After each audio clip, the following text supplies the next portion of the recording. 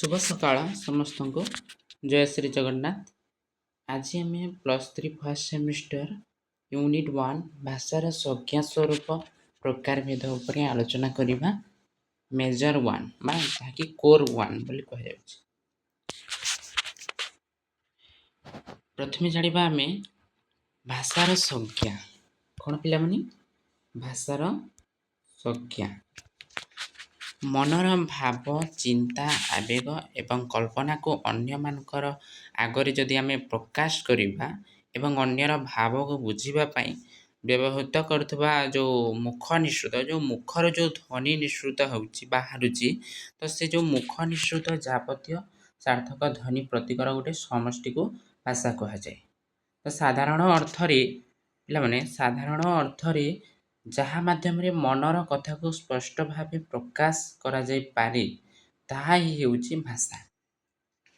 Okay, ତ ଇଂରାଜୀରେ ଯାହାକୁ କୁହାଯାଏ ଲାଙ୍ଗୁଏଜ କୁହାଯାଏ, ତାହା ଯେଉଁ ଲାଟିନ୍ ଶବ୍ଦ ଲିଙ୍ଗୁଆରୁ ଆସିଛି, ଯାହାର ଅର୍ଥ ହେଉଛି ଜିହ୍ୱା ବା ଜିଭକୁ କୁହାଯାଏ। ତ ଭାଷା ବିଜ୍ଞାନୀମାନଙ୍କ ମତରେ ଭାଷା ହେଉଛି ଏକ ଯାଦୁକରୀ ମାଧ୍ୟମ ଯାହା ମନୁଷ୍ୟକୁ ସମାଜ ଓ ସଭ୍ୟତା ସହ ବାନ୍ଧି ରଖିଥାଏ। ତ ବିଭିନ୍ନ ଭାଷା ବିଜ୍ଞାନୀ ଭାଷାର ବିଭିନ୍ନ ସଂଜ୍ଞା ପ୍ରଦାନ କରିଛନ୍ତି, ଯଥା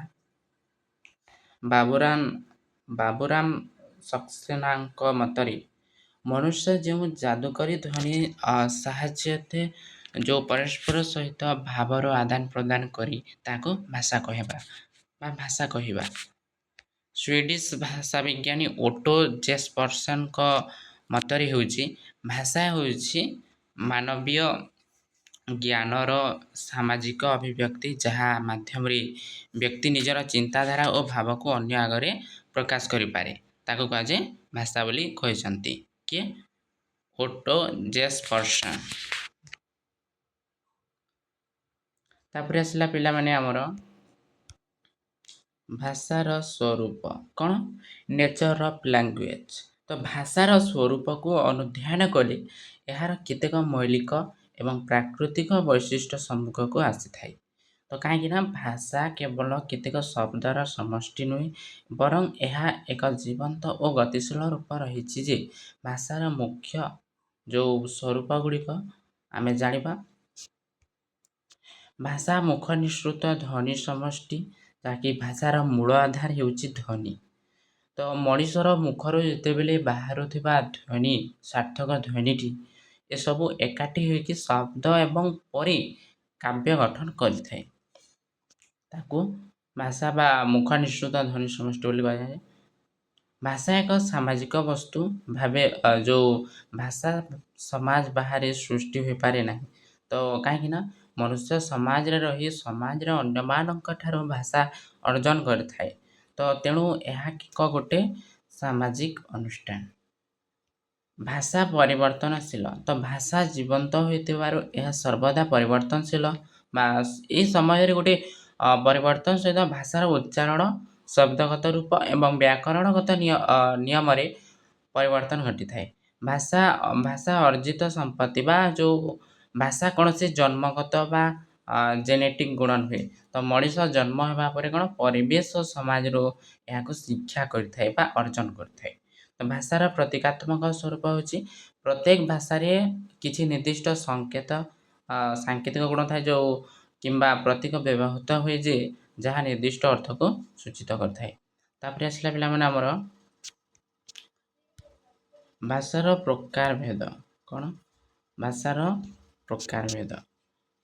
ତ ଭାଷାର ପ୍ରକାରଭେଦ ମୁଖ୍ୟତଃ ବିଭିନ୍ନ ଦୃଷ୍ଟିରୁ ବିଭକ୍ତ କରାଯାଏ, ଯଥା ଗଠନଗତ ଦୃଷ୍ଟିରୁ, ବ୍ୟବହାରିକ ଦୃଷ୍ଟିକୋଣରୁ ଏବଂ ପରିବାରଗତ ଦୃଷ୍ଟିକୋଣରୁ। ବ୍ୟବହାରିକ ଓ କ୍ଷେତ୍ରଗତ ପ୍ରକାରଭେଦ। ତ ମାନକ ଭାଷା ଜାଣିନଥିବେ। ମାନକ ଭାଷା ମାନେ ଯେଉଁ ଇଂରାଜୀରେ କୁହାଯାଏ ଷ୍ଟାଣ୍ଡାର୍ଡ ଲାଙ୍ଗୁଏଜ, ଯାହାକୁ ଯେଉଁ ଭାଷା ଏକ ଦେଶ କିମ୍ବା ରାଜ୍ୟରେ ସରକାରୀ କାର୍ଯ୍ୟ, ଶିକ୍ଷା, ସାହିତ୍ୟ ଏବଂ ଗଣମାଧ୍ୟମରେ ସର୍ବଜନଗ୍ରାହ୍ୟ ଭାବରେ କାମ ହୁଏ ବା କାର୍ଯ୍ୟ ହୁଏ, ତାକେ ମାନକ ଭାଷା ବୋଲି କୁହାଯାଏ। ତ ଆଞ୍ଚଳିକ ଭାଷା ଆଉ ଉପଭାଷାକୁ ଇଂରାଜୀରେ କୁହାଯାଏ ଡାଇଲେକ୍ଟ। ଏକ ନିର୍ଦ୍ଦିଷ୍ଟ ଅଞ୍ଚଳର ଲୋକମାନେ ପରସ୍ପର ମଧ୍ୟରେ ଯେଉଁ ଭାଷାରେ କଥା ହୁଅନ୍ତି ତାକେ କୁହାଯାଏ ଉପଭାଷା ବା ଆଞ୍ଚଳିକ ଭାଷା ବୋଲି କୁହାଯାଏ। ଏହାର କୌଣସି ସ୍ୱତନ୍ତ୍ର ଲିପି ନଥାଇପାରେ। ବର୍ଗଗତ ଭାଷା ଯେଉଁ କୁହାଯାଇଛି ସୋସିଆଲିଷ୍ଟ ପିଡକିନ୍ ଏଣ୍ଡ କ୍ରେଲୱି। ତ ସମାଜର ବିଭିନ୍ନ ବର୍ଗ ଗୋଷ୍ଠୀ କିମ୍ବା ବ୍ୟବସାୟୀମାନେ ନିଜସ୍ୱ ବା ତାଙ୍କ ନିଜର ଭାଷାରେ ବ୍ୟବହାର କରନ୍ତି, ତ ଯାହା ଏହି ବର୍ଗରେ ଅନ୍ତର୍ଭୁକ୍ତ ଅଛି।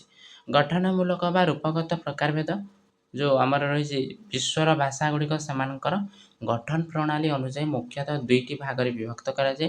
ଗୋଟେ ହେଉଛି ମୂଳ ଯୋଗାତ୍ମକ ଭାଷା, ଯେଉଁଥିରେ କି ମୂଳ ଶବ୍ଦ ସହିତ ପ୍ରତ୍ୟୟ ବା ପ୍ରତୀକ ଗୁଡ଼ିକ ସଂଯୁକ୍ତ ହୋଇ ନୂତନ ଶବ୍ଦ ଗଠନ କରିଥାଏ। ବିଭକ୍ତିଯୁକ୍ତ ବା ସଂଶ୍ଳିଷ୍ଟ ଭାଷା, ତ ଯେଉଁଥିରେ ଶବ୍ଦର ରୂପ ପରିବର୍ତ୍ତନ ପାଇଁ ବିଭକ୍ତି ବ୍ୟବହାର କରାଯାଏ, ଯଥା ଓଡ଼ିଆ, ସଂସ୍କୃତ ଇତ୍ୟାଦି। ତ ବଂଶଗତ ବା ପରିବାରଗତ ପ୍ରକାରଭେଦ ବା ଉତ୍ପତ୍ତି ଓ କ୍ରମ ବିକାଶକୁ ଆଧାର କରି ବିଶ୍ୱର ସମସ୍ତ ଭାଷା କ'ଣ ବିଭିନ୍ନ ଭାଷା ବଂଶରେ ବିଭକ୍ତ କରାଯାଇଛି, ଯଥା ଭାରତୀୟ ଆର୍ଯ୍ୟ ଭାଷାବଂଶ, ଦ୍ରାବିଡ଼ ଭାଷାବଂଶ, ଅଷ୍ଟ୍ରୋଏସୀୟ ଭାଷାବଂଶ ଇତ୍ୟାଦି। ଏଇ ଯେଉଁ ଓଡ଼ିଆ ଭାଷାଟି ମୁଖ୍ୟତଃ ଭାରତୀୟ ଆର୍ଯ୍ୟ ଭାଷା ବଂଶର ଅନ୍ତର୍ଭୁକ୍ତ ଅଟେ। ତ ଯେଉଁ ଆମର ରହିଛି ଏଇଟା ଟିକେ ଭଲ ଅଛି କନକ୍ଲୁଜନ୍ ଛାଡ଼। ତ ଆମେ ଏଠି ସମାପ୍ତ ହେବା। ନେକ୍ସଟ ପାର୍ଟରେ ପୁଣି ଆମେ ପଢ଼ିବା +3 ଫାର୍ଷ୍ଟ ସେମିଷ୍ଟର। ଭିଡ଼ିଓଟି ଭଲ ଲାଗିଥିଲେ ଲାଇକ୍, ସେୟାର, ସବସ୍କ୍ରାଇବ୍, କମେଣ୍ଟ ନିହାତି ଜଣାଇବେ। ତ ଆଗକୁ ଆମେ କେଉଁ କ୍ଲାସ୍ ଆଣିପାରିବା। ତ ସର୍ବପ୍ରଥମେ ଆପଣମାନଙ୍କୁ ଏତିକି ନିବେଦନ ଯେ ଗୋଟେ ଲାଇକ୍, ଶେଷରେ ଲାଇକ୍ଟି ହେଲେ ଦେବେ। ରହିଲି। ଜୟ ଶ୍ରୀ ଜଗନ୍ନାଥ।